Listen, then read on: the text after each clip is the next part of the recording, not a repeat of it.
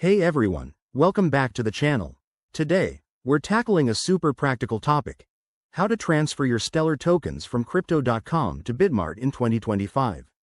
If you're into crypto, you know how important it is to move assets smoothly between exchanges, and I'll walk you through this step by step to make it hassle-free.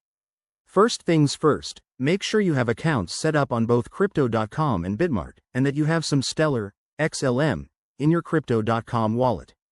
Always double-check that your accounts are secure with two-factor authentication to avoid any risks. Let's dive in. Step 1. Log into your Crypto.com account using your app or website.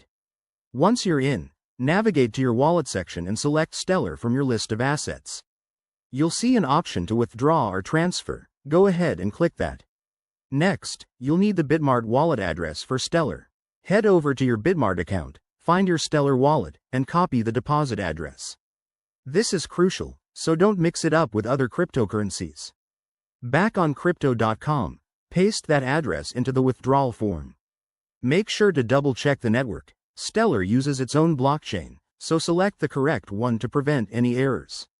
Now, enter the amount of Stellar you want to transfer. Remember, there might be network fees, so check your balance to cover that. Review all the details one last time, then hit confirm. You'll get a confirmation prompt, approve it, and your transaction will be on its way.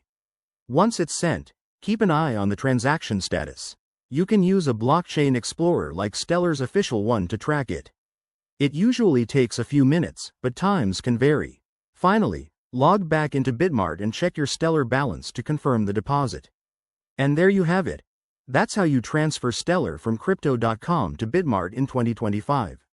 Always stay cautious with crypto transfers, and if you run into any issues, reach out to the exchange's support. If you found this helpful, give it a thumbs up and subscribe for more crypto tips. Thanks for watching, and see you in the next video.